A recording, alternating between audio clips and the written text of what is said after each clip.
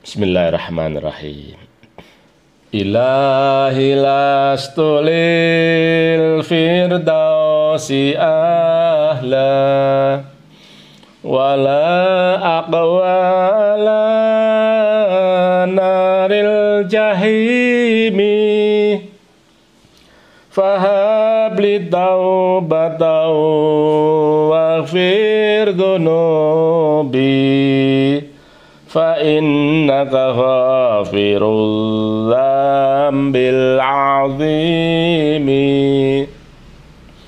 dzunubi mithlu a'dadir rimali fahabli taubatan ya dzal jalali wa umrina qisu fi kulli yawmin wa dhanbi zaidun kaifa ihtimali ilahi abduka al-asi ataka muqirram bil-dhunubi wa qad da'aka fa in taghfir fa anta lidzaka ahlu fa in tabrud fa man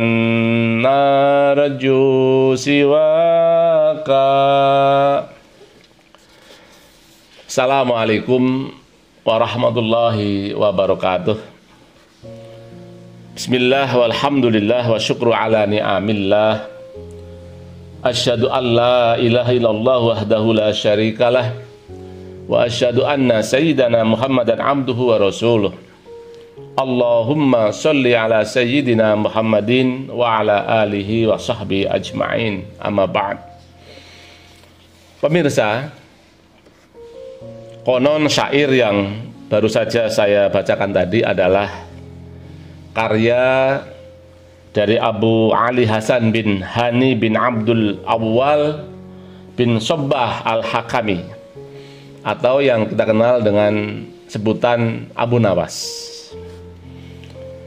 Bila syair itu kita dengan dindangkan, dengan perlahan-lahan, sembari kita resapi maknanya, insya Allah dapat menjadikan hati kita lebih tenteram, pikiran kita menjadi lebih tenang, tumbuh rasa optimis dan harapan hari esok lebih baik, dan semoga pula bisa menjadi rem bagi nafsu keduniawian kita.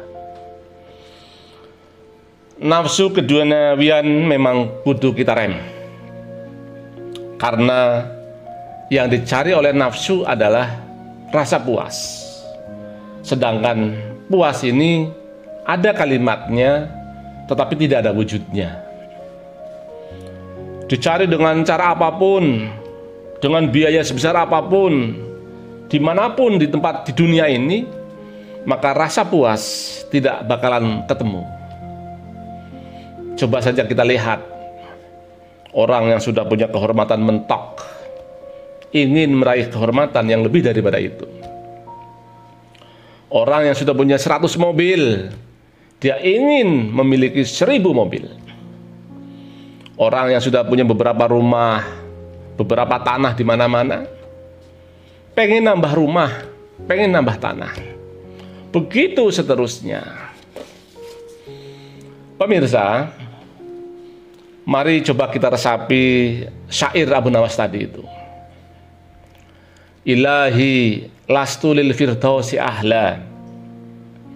Wahai Tuhanku, aku bukanlah ahli surga. Ini adalah sebuah pengakuan jujur dari lubuk hati yang teramat dalam. Wala aqwa ala naril jahimi.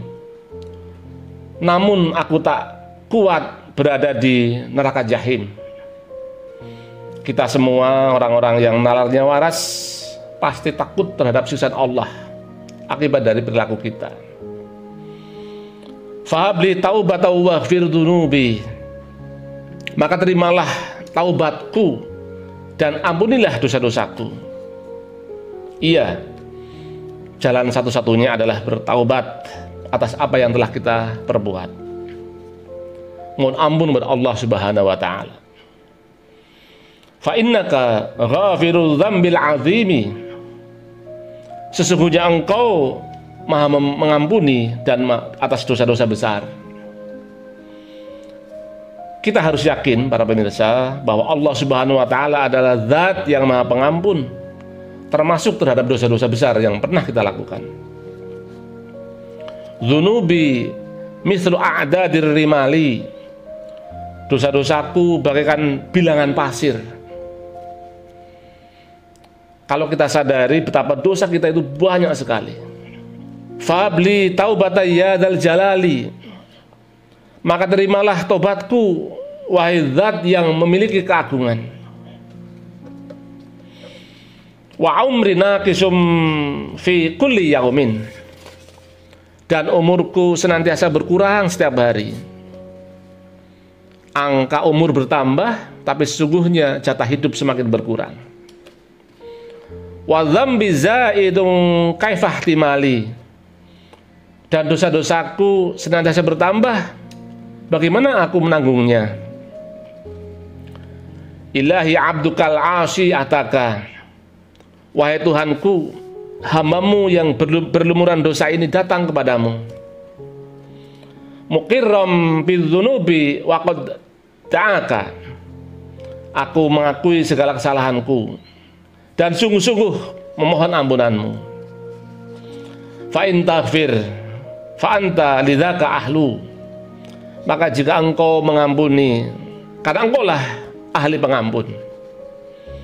Fa in tabrud faman narju siwaka. Jika engkau menolak, kepada siapa lagi aku berharap selain kepadamu? Pemirsa, kita ini manusia. Saya manusia, Anda sekalian manusia. Diakui atau tidak diakui, disadari atau tidak disadari, akibat nafsu keduniawian kita, maka kita sering melakukan salah dan dosa. Mata banyak berbuat dosa. Misalnya mata melihat angka-angka dalam sebuah laporan tidak sesuai kenyataan, namun mata tetap memandangnya dengan sukacita. Mungkin laporan harian, mungkin laporan mingguan, mungkin laporan bulanan, mungkin laporan tahunan. Angka-angka tidak sesuai dengan kenyataan, tapi mata sedap-sedap saja memandangnya. Nah, inilah kesalahan mata kita. Mulut, sudah tahu bahwa sebuah kalimat itu diucapkan dapat menimbulkan pertengkaran, dapat menimbulkan konflik di mana-mana, dapat menimbulkan fitnah. Tetapi mulut ini tetap saja enjoy mengucapkannya, tetap saja tak merasa bersalah mengatakannya.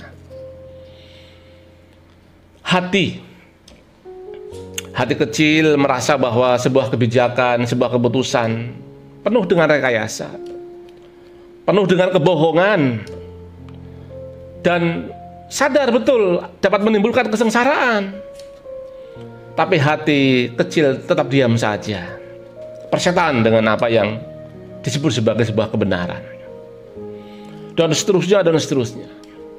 Kalau kita hitung, pokoknya terlalu sering kita ini penuh dengan salah dan dosa. Termasuk tubuh kita ini, termasuk jidat kita ini, yang seharusnya 34 kali dalam sehari semalam berada pada posisi sejajar dengan kedua telapak tangan, kedua lutut, kedua jempol kaki, sejajar di alas sajadah. Tapi barangkali tidak kita melakukan 34 kali, atau bahkan sama sekali tidak pernah. Maka itulah sebenarnya kesalahan yang luar biasa dari tubuh kita itu.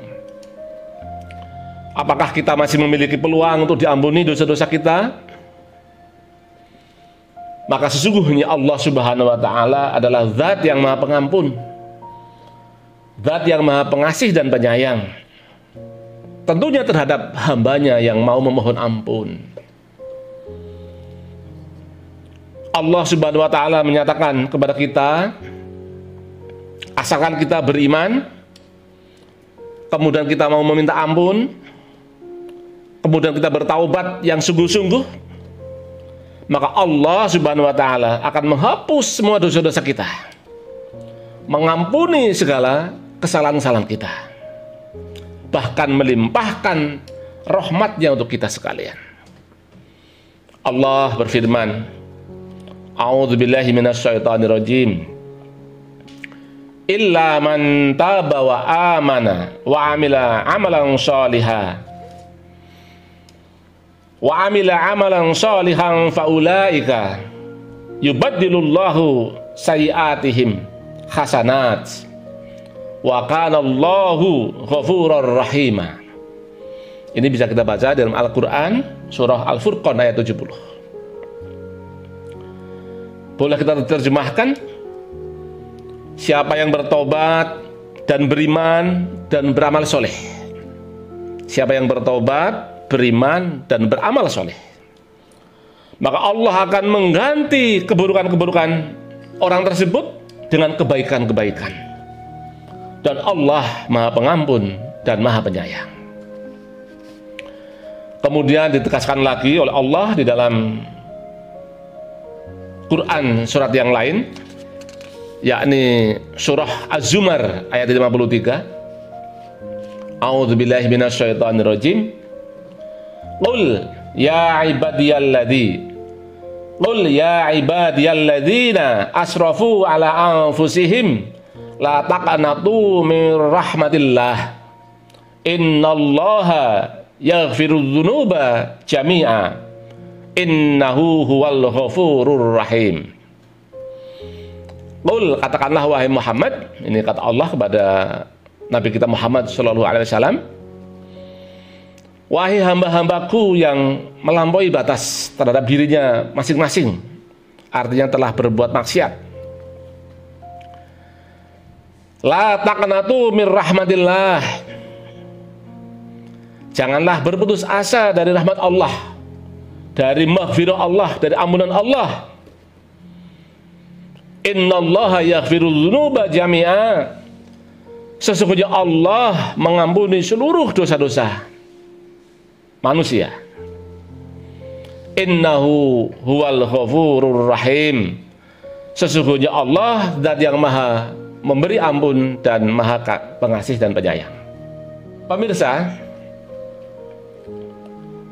salah satu cara yang bisa kita tempuh untuk mendapatkan ampunan Allah, mendapatkan maghfirah dari Allah Subhanahu wa taala, salah satunya adalah dengan banyak-banyak beristighfar, lalu menyatakan taubat kepada Allah Subhanahu wa taala.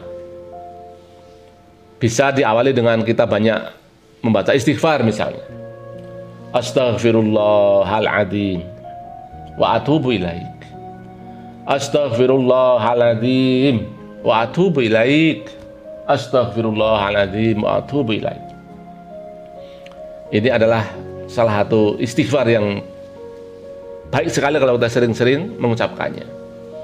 Apakah di siang hari, di sore hari, di malam hari, di pagi hari, kita terus mengucapkan kalimat istighfar ini. Kemudian ditambah dengan satu kali, misalnya setiap ba'da sholat fardu, misalnya membaca sayyidul istighfar.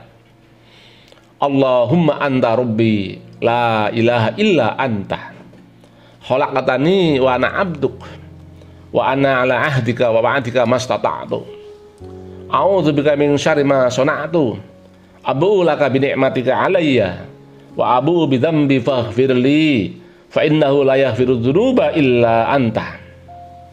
Ini kita baca sekali saja, misalnya setiap habis sholat fardu. Tapi kalau yang istighfar tadi itu, yang astaghfirullahaladzim wa atubu ilaik, itu kita baca sering-sering mungkin. Ya barangkali setiap habis sholat fardu misalnya 100 kali misalnya. Insya Allah ini penting sekali kita lakukan dalam rangka langkah pertama kita bertaubat kepada Allah Subhanahu wa taala. Kita ini manusia penuh dosa. Tentu harus lebih banyak beristighfar. Rasulullah saja yang maksum, yang tidak pernah bermaksiat, yang tidak pernah berbuat dosa, Rasulullah itu tidak pernah kurang beristighfar 70 kali dalam sehari semalam. Beliau bersabda, "Inni la astaghfirullah wa atubu ilaih fil yaumi aktsara min 70 marrah." Rawahu Al-Bukhari. Ini adalah hadis sahih Al-Bukhari. Ini sesungguhnya aku la astaghfirullah wa atubu ilaih, benar-benar beristighfar kepada Allah dan bertaubat kepada Allah, fil yaumi, di dalam sehari semalam, ya, di dalam sehari, aktsara min 70 marrah, lebih dari 70 kali.